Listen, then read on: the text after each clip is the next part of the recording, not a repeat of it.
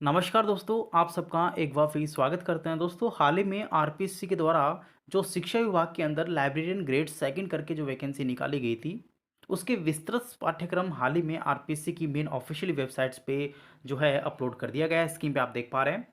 हम बात कर रहे हैं शिक्षा विभाग के अंदर 300 पदों के ऊपर लाइब्रेरियन ग्रेड सेकंड के रूम में आरपीएससी के द्वारा कुछ दिन पहले इसके एप्लीकेशन फॉर्म्स भरवाए गए थे। हाल ही में उसके विस्तृत पाठ्यक्रम आरपीएससी के द्वारा जारी कर दिया गया है। तो चलिए बात करते हैं हम कंटेंट्स को लेके, कौन कौन से पाठ्यक्रम में बिंदु रखे गए हैं और किस प्रकार से उनको पढ़ना है। तो चलिए शुरू करते हैं। सबसे पहले ज्योग्राफिकल, आप देख पा रहे हैं स्क्रीन पे पेपर फर्स्ट की हम बात कर रहे हैं। पेपर फर्स्ट जो कि यहाँ पे सिंपल आपका जीके सामान्य ज्ञान से यानी कि सामान्य अध्ययन से संबंधित है। और सेकंड पेपर की बात करें जो कि आपका जो सिलेबस है, जो कि पाठ्यक्रम है आपका लाइब्रेरियन ग्रेड सेकंड में, उसका यहाँ पे कंप्लीटली रखा गया है। सबसे पहले आप देख पा रहे हैं ज्योग्राफिकल, हिस्टोरिकल और हमारे पास में culture, general knowledge of Rajasthan के ऊपर यहाँ पे पहला पॉइंट डाला हुआ है। सबसे पहले ज्योग्राफिकल की हम बात करें, जो हमारे पास में सिंपल ज्योग्राफी से संबंधित है, राजस्थान की ज्योग्राफी को लेके है। तो इसमें हम बात करें तो ज्योग्राफी से संबंधित हम बात करेंगे। उसके बाद में हिस्टोरिकल यानी हिस्ट्री के बारे में हम बात करेंगे। आर्ट एंड कल्चर के बारे में बात करेंगे। और सामान्य ज्ञान राजस्थान का जो है वो हम इस पॉइंट पे, इस कंटेंट में बात करेंगे। तो चलिए शुरू करते हैं। सबसे पहले हमारे पास में जो ज्योग्राफी है राजस्थान की, उसमें कौन कौन से कंटेंट इसमें डाले गए हैं।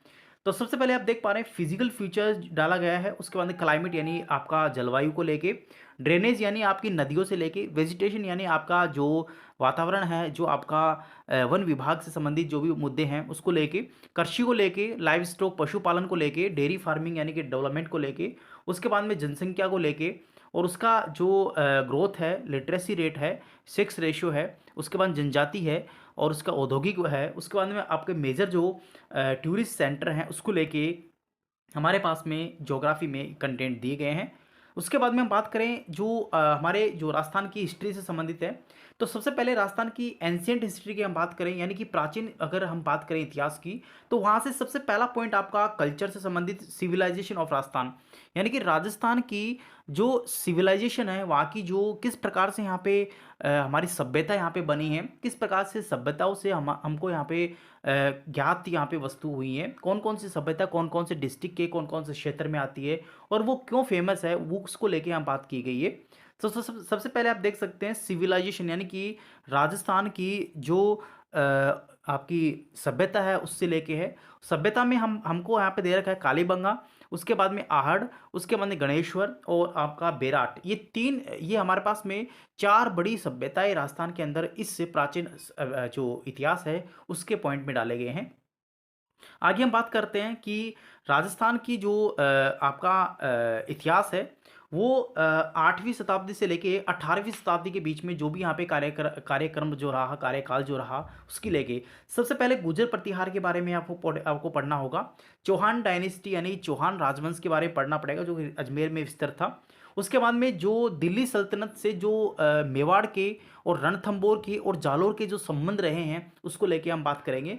उसके बाद में राजस्थान के अंदर जो मुगल थे, जिसमें शोंग डायनेस्टी, शांगा, राणा शांगा है, प्रताप है, मानसिंह ऑफ आमेर के जो मानसिंह थे, उसके बाद में चंद्रसेन थे, राय सिंह बीकानेर वाले और राज जय सिंह जो है, राज सिंह जो है मेवाड़ के, उनके शासन का जो महत्वपूर्ण मुद्दे रहे हैं, वहाँ की राजनीति व्यवस्था जो रही है, वहाँ की प्रशासनिक व्यवस्था जो रही है, उससे लेके यहाँ पे आपको क्वेश्चन पूछेंगे।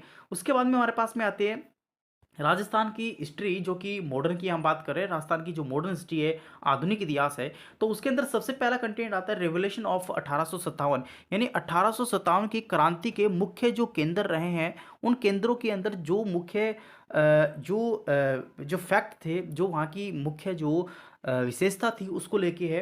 उसके बाद में पॉलिटिकल अवेकिंग है, जो कि राजनीति मुद्दे यहाँ पे जो बढ़ रहे थे उसको लेके है, उसकी जागरूकता को लेके है। साथ ही प्रजामंडल मूवमेंट जो चले थे, प्रजामंडल के जो आंदोलन जो थे उसको लेके है। उसके बाद में जो किसान आंदोलन है और वहाँ की जनजाति जो आंदोलन है उसको लेके है। तो ये हमारे पास में राजस्थान के मॉडर्न हिस्ट्री से आपको कवर हो जाएगा, ये आप देख सकते हैं। आगे पॉइंट की हम बात कर रहे हैं इंटीग्रेशन ऑफ राजस्थान, ये भी इसी में कवर होगा। इंटीग्रेशन ऑफ राजस्थान का मतलब है राजस्थान का एकीकरण जो किया गया था उसमें कितने चरणों में किया गया था और उसकी मूलभूत जो विशेषता है वो क्या रही है, वहाँ के जो महाराजा हैं, वहाँ के जो प्रधानमंत्री थे और किस प्रकार से वो शासन प्रथा यहाँ पे चलाया करते थे, उससे संबंधित है और क्या-क्या यहाँ पे उनको इसके बीच में जो आवश्यकता है वो पूरी करनी पड़ी थी, उसको लेके है। सोसाइटी एंड रिलीजन्स की बात करें जिसमें आर्ट एंड कल्चर यहाँ पे स्टार्ट हो चुका है। तो राजस्थान की आर्ट एंड कल्चर में सबसे पहले आपको पढ़ना है लोक देवता और लोक देवी, साथ ही यहाँ पे राजस्थान के जो संत हैं उसके बारे में आपको पढ़ना है। उसके बाद में राजस्थान की जो कल्चर है, वहाँ की जो आर्किटेक्चर है उसको लेके है, जिसमें आपका मंदिर है, उसके फोर्ट है, उसके स्थान को लेके है। नेक्स्ट हमारे पास है वहाँ की पेंटिंग जो है, जिसमें काफ़ी प्रकार की स्कूल्स है, मेवाड़ स्कूल है, जोधपुर स्कूल है, ये सब चीज़ें आपने देखी है। उसके बाद में हमारे पास में वहाँ के राजस्थान के मेले हैं और वो जो उत्सव हैं उससे संबंधित है। उसके बाद में राजस्थान के अंदर कस्टम्स हैं, जो रिवाज हैं, वहाँ के जो पोशाक है, वहाँ के जो गहने हैं उसको उसको लेके। उसके बाद में folk music of the dance, जो राजस्थान के जो आपके गायन है उससे लेके है, उसकी भाषा को लेके है, राजस्थान के साहित्य को लेके है। ये सभी जो है हमारे पास में सोसाइटी ऑफ राजस्थान, जिसमें आर्ट एंड कल्चर यहाँ से कंप्लीट आपका कवर हो जाएगा, ये आपको पढ़ना पड़ेगा। उसके बाद दोस्तों हम चलते हैं नेक्स्ट पॉइंट पे, राजस्थान की पॉलिटी को लेके। काफ़ी आप देखें तो कुछ ज़्यादा सिलेबस यहाँ पे पॉलिटी का राजस्थान का नहीं रहता है और आप देख सकते हैं काफ़ी शॉर्ट एंड स्वीट ये कंटेंट है। राजस्थान का गवर्नर के बारे में आपको पढ़ना है, उसके जो क्या-क्या कार्य होते हैं, उसका क्या यहाँ पे महत्वपूर्ण भूमिका होती है, उसके बारे में पढ़ना है। राजस्थान के चीफ मिनिस्टर जो मुख्यमंत्री है, उसके बारे में पढ़ना है। साथ ही उसकी कैबिनेट के बारे में पढ़ता है, स्टेट काउंसिल ऑफ मिनिस्टर कहते हैं, जिसके अंदर राज्यसभा के अंदर कौन-कौन सॉरी जो विधानसभा है, उससे लेके यहाँ पे मुद्दे हैं। उसके बाद में स्टेट सेक्रेटरीएट और चीफ सेक्रेटरी के बारे में पढ़ना है। Organisation and role of the Rajasthan public service commission, Rajasthan के अंदर जो आरपीएससी है उसका क्या यहाँ पे रोल रहता है, किस प्रकार की जो व्यवस्था है उसके द्वारा है, कितना संगठन में कितने मेंबर्स, कितने चेयरमैन यहाँ पे इसमें अलॉट किए जाते हैं, किसके द्वारा हटाए जाते हैं, किसके द्वारा यहाँ पे नॉमिनेट किए जाते हैं, ये चीज़ आपको पढ़नी है आरपीएससी के बारे में। उसके बाद में एसएचआरसी यानी कि स्टेट ह्यूमन राइट कमीशंस के बारे में आपको पढ़ना है। पंचायती राज के बारे में, लोकल सेल्फ गवर्नमेंट जो एडमिनिस्ट्रेशन है यानी कि जो स्थानीय स्वशासन है, उसके अंदर आपको पंचायती राज पढ़ना है। साथ ही राज्य की जो विधानसभा है उसके बारे में पढ़ना है।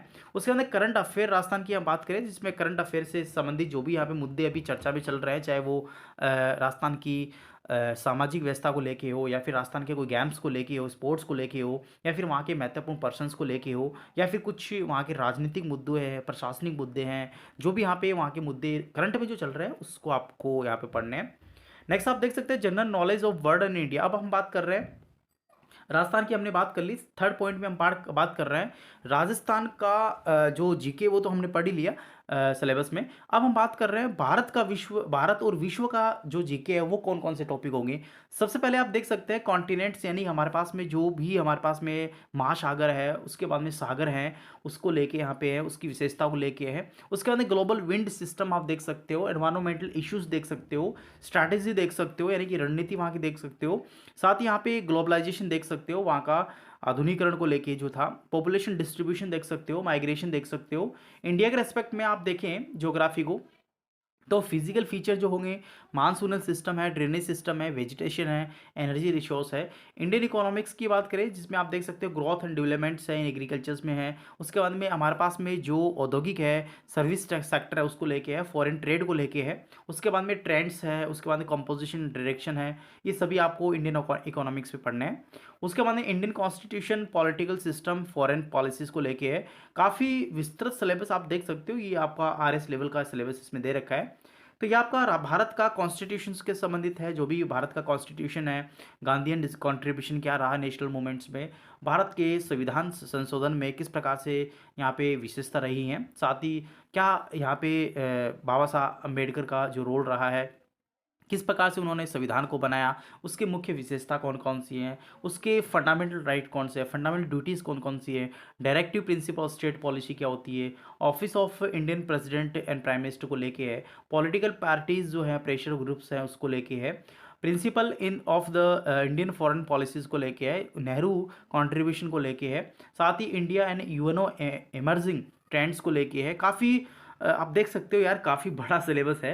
नेक्स्ट हमारे पास में एजुकेशन साइकोलॉजी को लेके है, काफ़ी आस्पेक्ट के क्वेश्चन यहाँ पूछे जाते हैं। एजुकेशन जो साइकोलॉजी है वो क्या होता है, उसका मीनिंग क्या होती है, उसकी स्कोप क्या होता है, डेवलपमेंट ऑफ लर्नर की हम बात करें किस प्रकार से यहाँ पे एक जो सीखने की कला एक विकसित करना होता है, उसके अंदर कौन-कौन से पॉइंट्स होते हैं। लर्निंग की सीखने की कला को लेके है, पर्सनैलिटी व्यक्तित्व को लेके है, इंटेलिजेंस एंड क्रिएटिविटी को लेके है, मोटिवेशंस को लेके है।